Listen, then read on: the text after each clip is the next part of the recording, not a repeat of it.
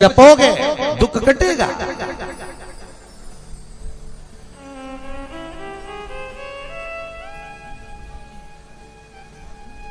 दुख कटेगा। पर भगवान विष्णु कहते हैं दुख तो कटेगा पर जो है उसको भोगना तो बस थोड़ा धीरे धीरे धीरे धीरे धीरे धीरे थोड़ा।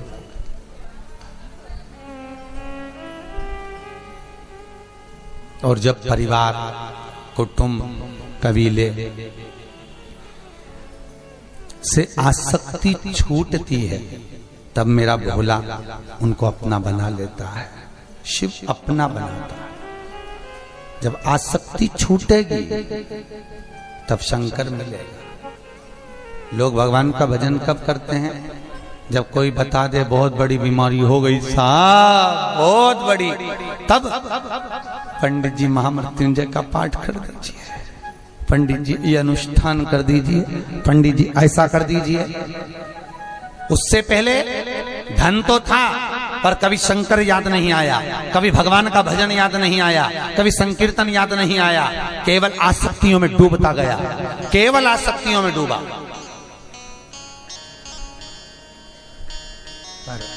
वो आसक्ति से परिणित हो जाए महाराज, तब जीवन का लक्ष्य तत्व नजर आता है।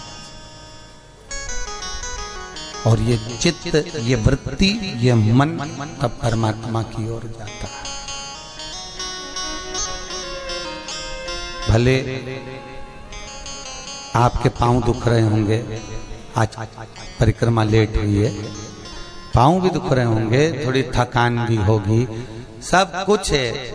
सवेरे 4 बजे के उठ के नहाए आए, चाय पी, गाड़ियों में बैठे, ऊपर से महाराज और आ गए ठसा ठसा के बैठा। अब सब बैठ बिठा के परिक्रमा दर्शन कर कुरा के फिर आराम से यहाँ आ गए, भोजन करा, आराम से कथा चालू हो गई। शाम के कब 6 बज जाएगी मालूम नहीं पड़ेगा, छिपरा मैया की जय जयकार हो जाएगी। भोजन किया, फिर सो गए, फिर भुनसारे उठने पर इतना परिश्रम जो आप करे हो 4 बजे से रात को 10 बजे तक, शायद किसी छोरा छोरी की शादी में भी नहीं करा होगा। सत्य बोलो, करा किसी छोरा छोरी? तुम तो हाथ ही लाओ। आज केतन भैया कह रहे थे गुरुजी मैंने मेरे बेटे की शादी करी, कोई ऐसा कभी ऐसा भागा दौड़ी नहीं करी, सुबह 4 बजे से उठ के यहाँ भगवा भगवा, इतना परिश्रम नहीं करा होगा। दौड़ दौड़ के आराम से दर्शन कर लिए, खूब प्रेम से आनंद से आ गए। तो ये तुम्हारा जो किया हुआ कर्म है, किया हुआ जो कर्म है, जो तुम यहाँ महाकाल की नगरी में दौड़ रहे हो, भगवान का भजन कर रहे हो, स्मरण कर रहे हो, इतनी दौड़ दौड़ के दर्शन कर रहे हो, तो इतना कूच कुचा के आराम से शिव के दरवाजे पर पहुंच रहे हो, तो अंतिम समय में जब प्राण छूटेगा या थोड़ा भी जिंदगी में दुख आएगा, भले कितनी भी भीड़ 33 कोटि देवताओं की लगी होगी, मेरा शंकर भी कूचता हुआ तुम्हारे पास पहुंच जाएगा। कैसे भी पहुंचेगा पर पहुंचेगा, वो पहुंचेगा। और याद रखो कभी खाली नहीं रखा उसने। तेरे दरबार की बाबा निराली शान देखी है। हे भोले महाकाल विश्वनाथ कैलाशी अविनाशी, हे द्वारकानाथ, हे गोवर्धननाथ, तेरे दरबार की बाबा निराली शान देखी है। तुझे देते नहीं देखा पर झोली भरी देखी है। ये उसकी कृपा है, ये उसकी करुणा है। वो भले आकर देता हुआ नहीं दिखेगा पर यह पक्का है कि तुम्हें जो भगा रहा है, तुम्हें जो दौड़ा दौड़ा कर दर्शन करा रहा है, सवेरे 4 बजे से पहले बिना आला राम के उठा रहा है, और रात्रि को 10 बजे जाते से पलंग पे पड़ते से जो सुला रहा है वो मेरा महाकाल ही है, कोई दूसरा नहीं। नहीं तो तुम तो 2 कदम नहीं चलो साहब, 2 कदम कहीं का कह दे यहाँ चाय पिया तो नहीं जाओ। कमरा की कमरा में पानी की बोतल तो उठाऊं नहीं तो कौन सी दौड़ लोगे?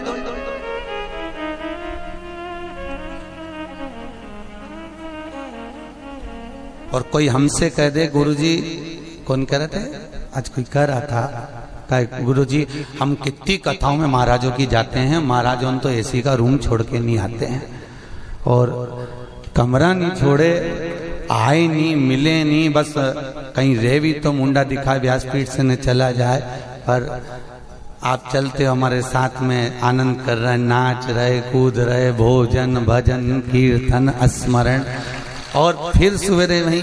तो भाई देखो ये पावर देने वाला भी वही है जो बैठकर दे रहा है और चला रहा है, उसके सिवाय तो कोई दुनिया में है ही नहीं साहब जो पत्ता भी हिला। और विश्वास है मुझे मेरे भोले पर, विश्वास है मुझे मेरे ठाकुर पर।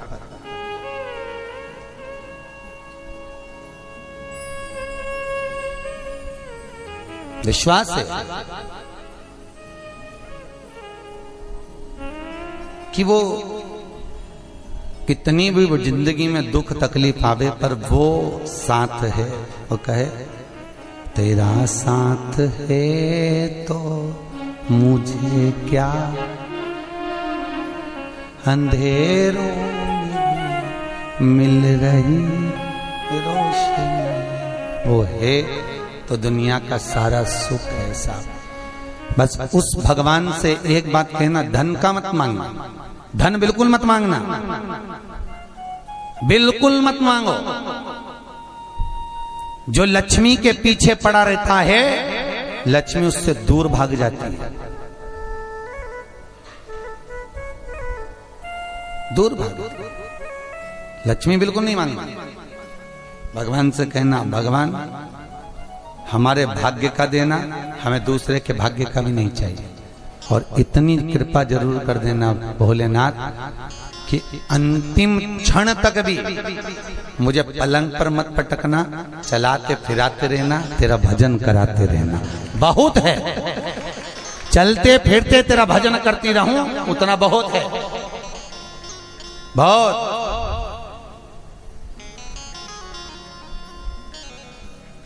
संसार के लोगों का एक गिलास पानी मुझे नहीं चाहिए, बस मरूं जब तू जरूर आए, तू मिले, बहुत है।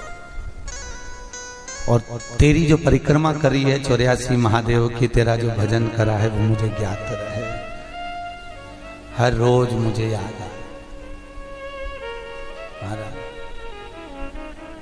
ओ काशी के भोलेनाथ मुझे तेरी याद सतावे है, बस वो बनना है। यहाँ से जाने के बाद आपको जब हिचकी चले तो कभी याद भी कर लेना कि हम उज्जैन गए थे तो महाकाल बाबा याद कर रहा है, बहुत दिन हो गए, बहुत दिन।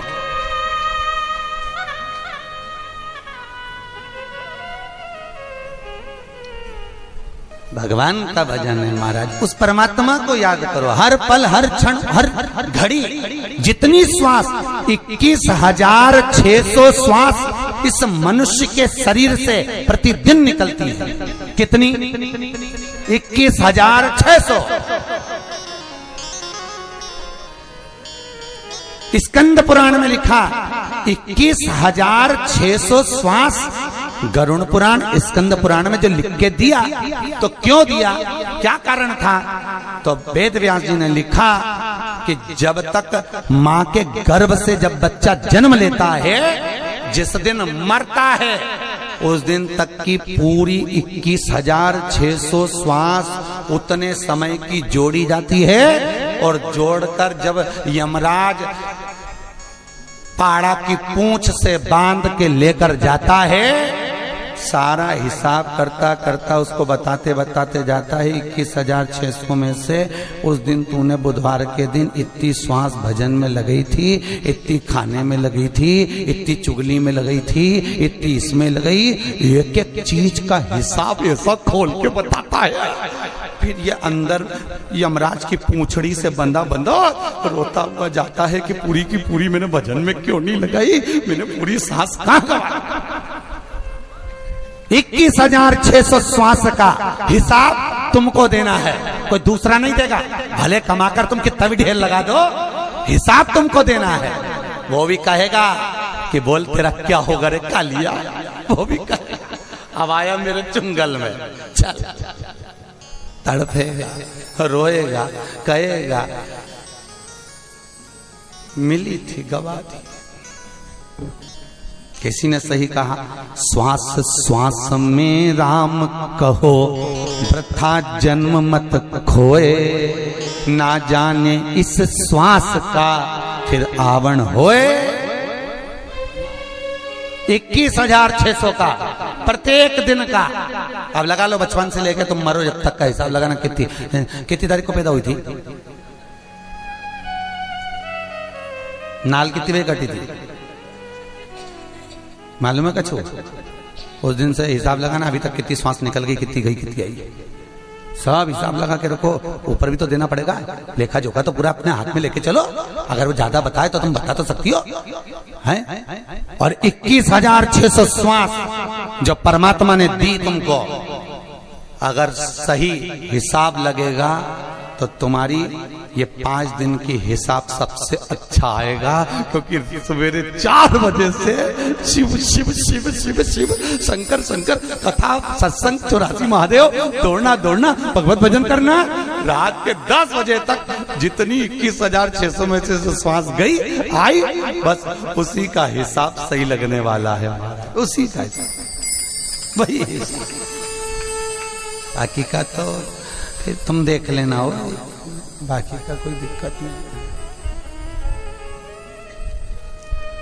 तुम्हारी मर्जी हो, थोड़ा बहुत रिश्वत मिश्वत दे देना यमराज को, ले ले तो चल जाएगा। नहीं चले उसके घर रिश्वत, नहीं चले चालाकी। तुम कितने भी चालाक होगे यहाँ चल जाएगा, पर उसके यहाँ नहीं चलेगा। नहीं,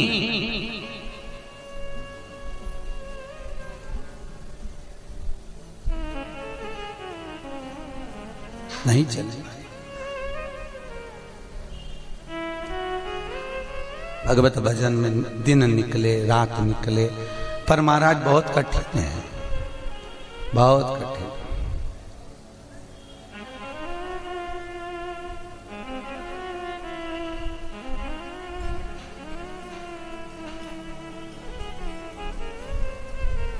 अजय गोयल जी की पत्नी बता रही थी, महाराज जी जीवन मनुष्य का बड़ा विचित्र है,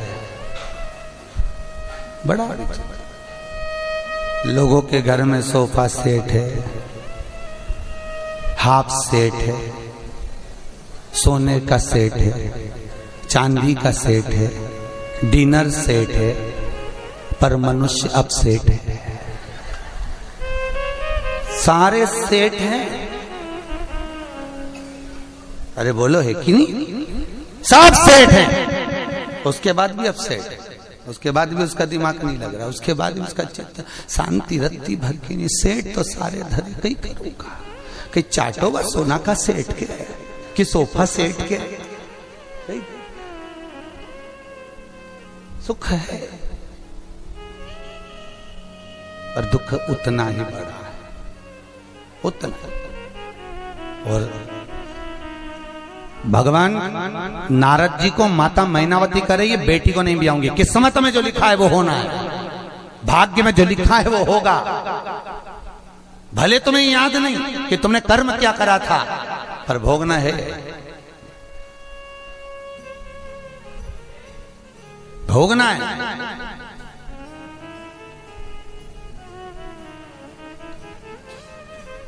कोई तुम्हें 5 रुपए की चाय भी पिला रिया है, कितने रुपए की? 5 रुपए की। ये भी पुराना हिसाब है, कहीं तुम इसके खा पी गए होगे तो 5 रुपए का हिसाब लेने उज्जैन आ गए। पहचानते ना जानते एक ही कमरे में रहते, इतना प्रेम बढ़ गया, अपने पैसे से उसको चाय पिला। हिसाब है ये पुराना।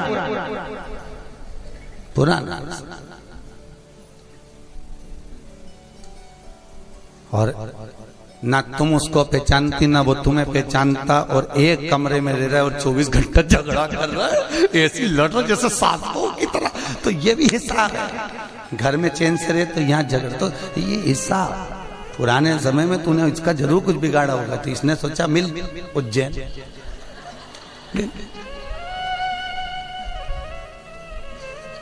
हिसाब वो तो बिल्कुल नक्की है, करना पड़ेगा। ठोकर भी लगे तो उसमें हिसाब है, भजन भी मिले तो उसमें हिसाब है। कर्म जरूर करिए। और फिर निवेदन है, मत बुरे कर्म कर बंदे वरना पछताएगा। भगवान की आंखों से तू बच नहीं पाएगा, तू बच नहीं पाएगा। अरे ओ अज्ञानी मत कर नादानी, अरे ओ अज्ञानी मत कर नादानी। कर्म अच्छा करते करते चलो, ये जन्म तो जैसा निकला निकल गया। और भगवान से विनती करना, आखिरी तक तेरा भजन करती रहूं तो अगला जन्म ना मिले।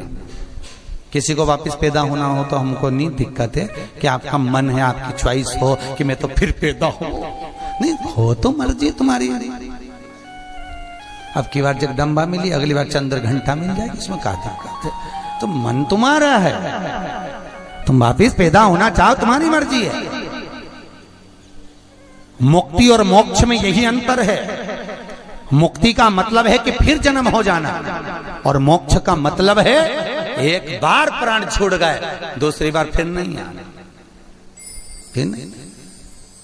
भगवान कृष्ण से कितना लोग विनती करें, भगवान अब तो द्वारका सुनी हो गई, ब्रज सुना हो गया, तुम वापिस सजाओ वापिस सजाओ। तो क्या भगवान आए? अरे बोलो नहीं। भगवान ने कहा नहीं जाऊंगा नीचे, नहीं जाना मुझे।